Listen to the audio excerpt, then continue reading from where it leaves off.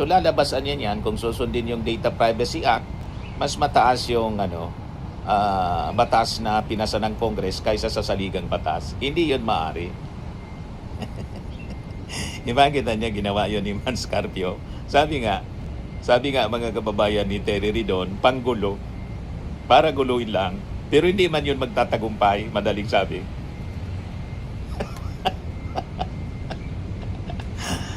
Gusto lang guluhin, distraction po sa impeachment. Pero siyempre, yung abogado niya, binabayaran yon para mag-file. Kahit matatalo, alam din niya. Ganun lang po sa legal profession, mga kababayan. Karapatan din ng complainant na magreklamo. Kaya inaayan lang na mag-file. Let the judge, mga kababayan, decide on it.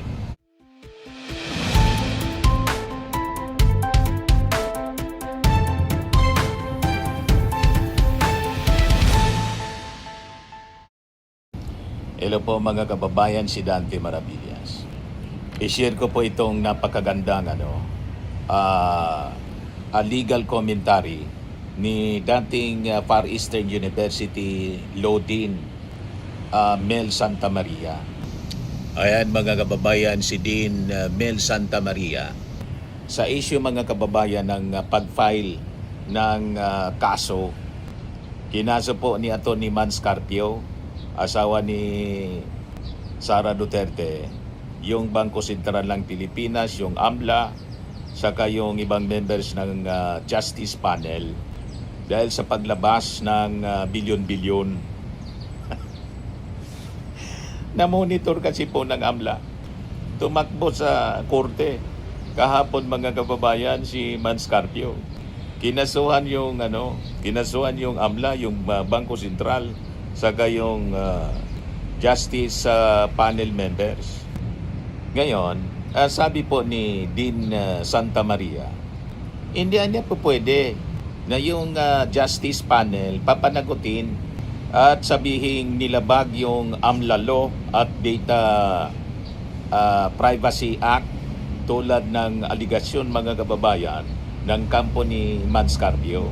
So maganda mga kababayan, i-share ko ito sa inyo kasi this is legal matters. Kaya importante dito ang mga legal opinion tulad ng legal opinion ng isang dean ng College of Law, authority. He is an authority to speak. Ako naman po, hindi man abogado.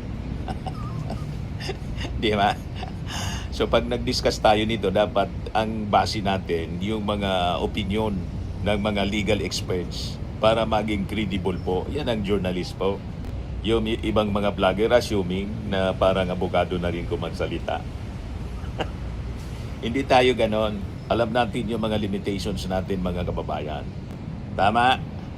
Ganon po tayo. Marami yan, Mr. Maravillas ng mga vloggers na parang mga abogado na rin.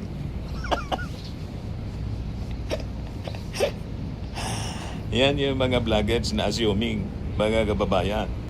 Kami bilang mga journalist, naturuan kami ng maayos na pag hindi ka authority to speak, look for authority na pwedeng ma-interview o magamit na reference para sa discussion, para credible po yung usapan. Tama? Correct, kanya Mr. Maravillas. So ito, i-share ko sa inyo mga kababayan, napakaganda itong sinabi ni Dean Mel Santamaria. Why the House Committee on Justice members cannot be held liable under the AMLA law saka Data Privacy Act. Sabi niya dito sa kanyang commentary, sa kanyang post, the Anti-Money Laundering Act or AMLA and the Data Privacy Act do not serve as absolute walls impenetrable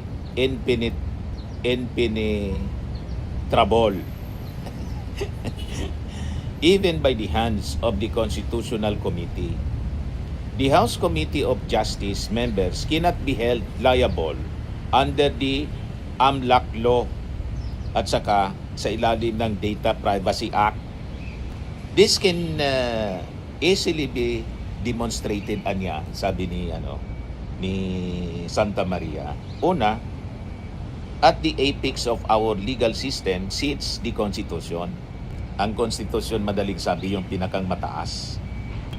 Kaya nga ang tawag niya, saligang batas. Pinakang supreme, mga kababayan, yung saligang batas. Ibig sabihin, yung mga batas na pinasa ng Congress, pag hindi sumang-ayon sa saligang batas, ang constitutional, hindi yun maaari. So it is a supreme law of the land. It is the sun around which all statutes, including the AMLA and the Data Privacy Act, must orbit. Yan ang simpleng paliwanag, mga kababayan. Kung ang isang batas niya may conflict with a clear constitutional mandate, the statute must yield. So kung ang isang batas ay nag-conflict doon sa saligang batas, yung batas na yon, halimbawa yung Data Privacy Act, must yield doon sa konstitusyon. Ibig sabihin, masusundin dapat yung konstitusyon. Ganon. Pangalawa, mga kababayan, yung ating konstitusyon na niya explicitly grants the House of Representatives the exclusive power to initiate all cases of impeachment. Nakalagay niya yan sa section 11.3, 1 of the 1987 Constitution.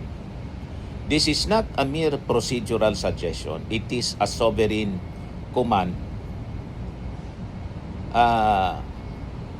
na dapat sundin. To suggest niya that a legislative enactment o yung batas na pinasa ng Congress can frustrate a core constitutional function tulad ng impeachment is to turn the hierarchy of laws on its head. So lalabasan yan kung susundin yung Data Privacy Act, mas mataas yung batas na pinasa ng Congress kaysa sa saligang batas. Hindi yun maaari.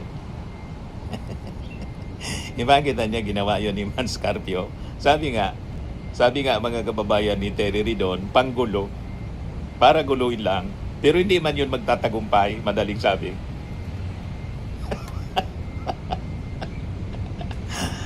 Gusto lang guluhin, distraction po sa impeachment. Pero siyempre, yung abogado niya, binabayaran yon para mag-file.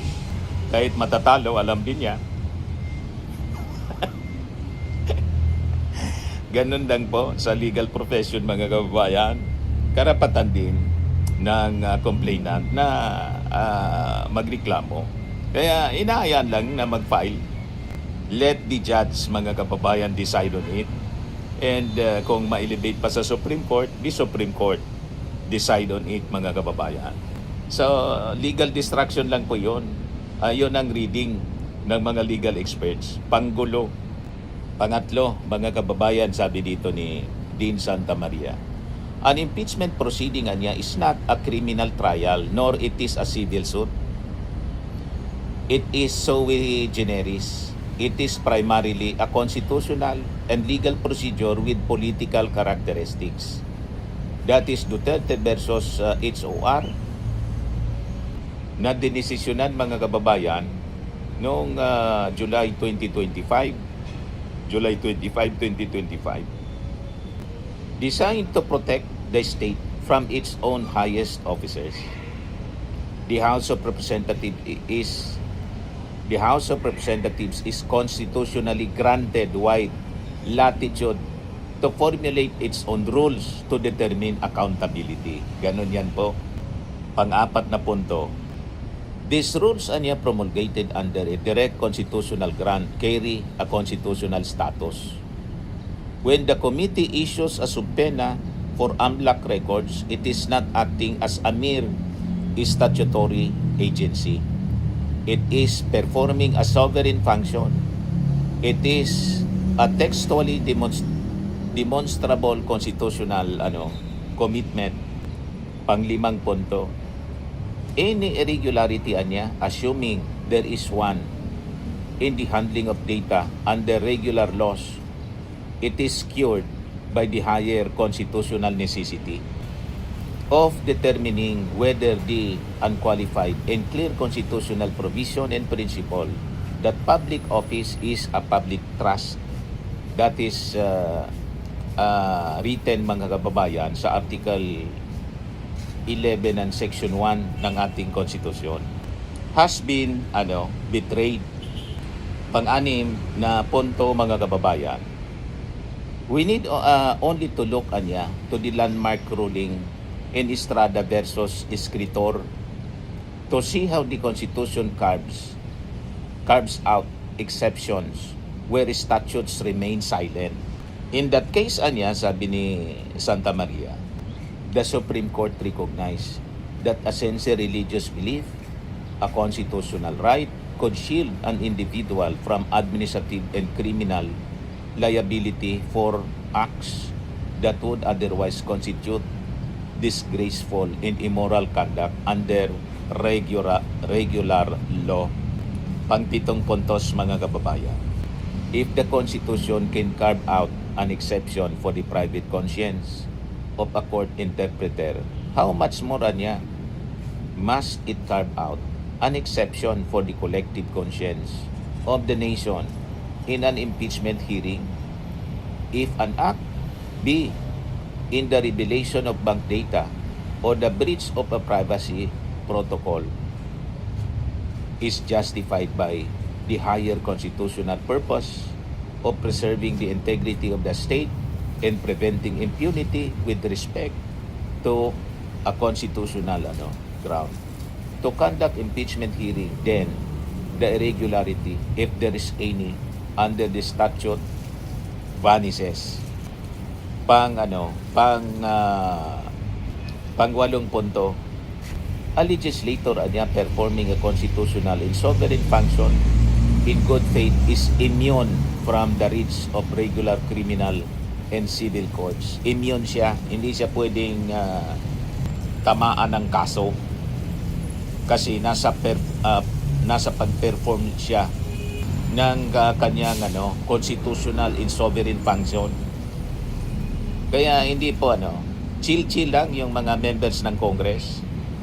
So kung iniisip nila na ma-intimidate nila yung Congress, never. Alam ng mga members ng Congress yung kanilang trabaho. Ang kanilang mandato, mga kababayan, under the Constitution. Siyam na punto, even if the interpretation of the interplay between AMLA in the laws like the Bank Secrecy Law were eventually deemed erroneous, an honest error in the pursuit of a constitutional sovereign duty does not constitute a crime. To hold otherwise would hang a sword of Damocles over every lawmaker, chilling their ability to investigate corruption and effectively repealing the power of impeachment through the back door of statutory technicalities. So hindi po maaari ang ganon na may palaging sword of Damocles na nakahang over the heads ng ating mga members ng Congress. So pag nangyari yan, pinayagan ng husgado, makakapon po yung Kongreso. Hindi po pwedeng ganon. Mawawala yung tinatawag na checks and balances. That will result sa pang-abuso ng mga nasa executive na mga impeachable officials. Hindi po pwede ang ganon. Pang-10 punto, the AMLA was designed to catch criminals. It was never intended to be a shield for those being held to account by the Constitution itself.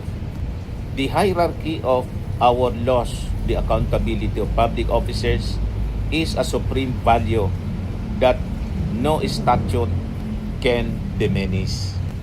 Ganon, mga kababayan. So malinaw, ito pong final na kaso ni Manscarpio, panggulo lang po at hindi yun magtatagumpay.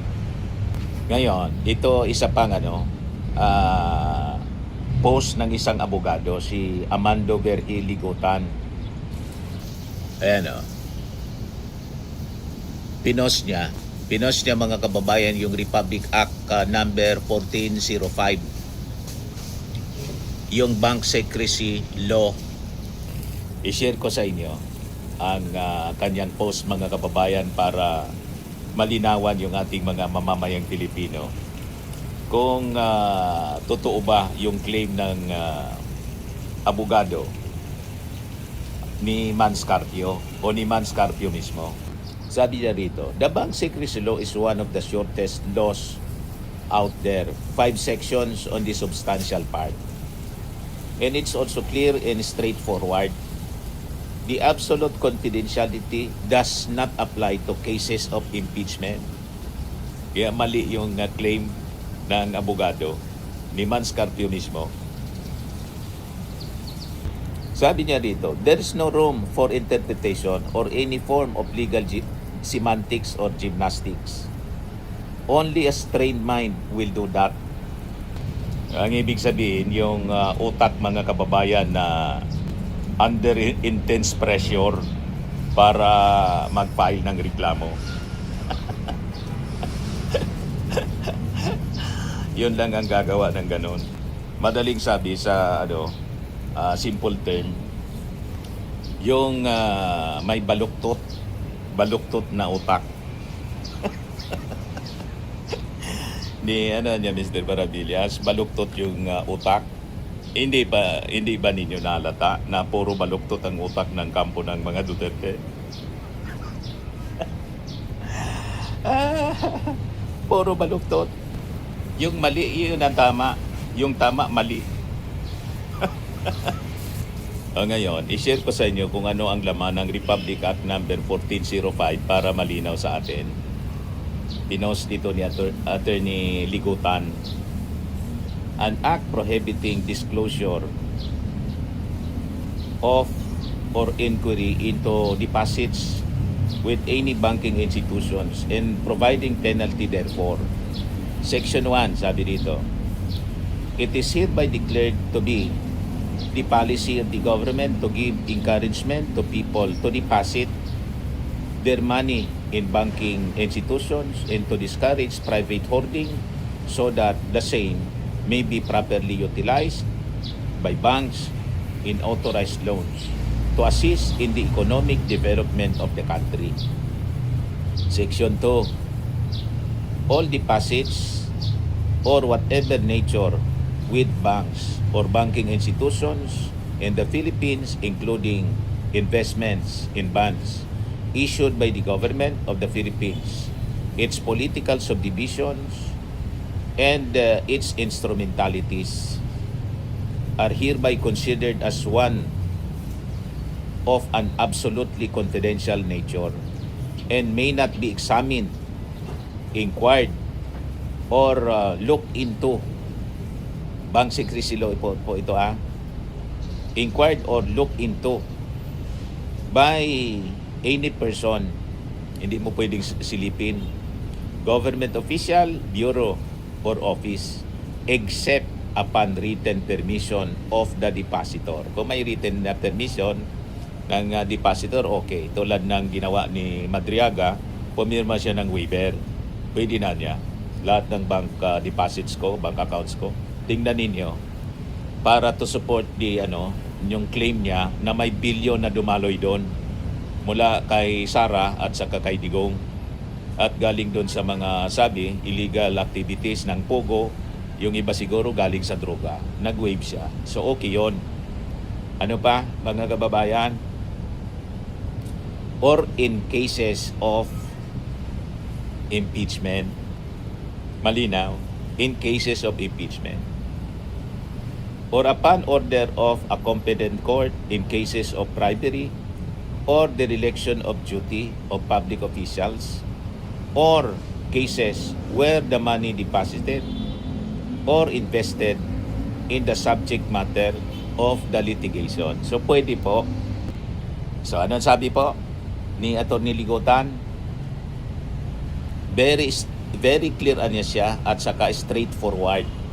There's no room for interpretation or any form of legal semantics or gymnastics. Napakaklaro in cases of impeachment.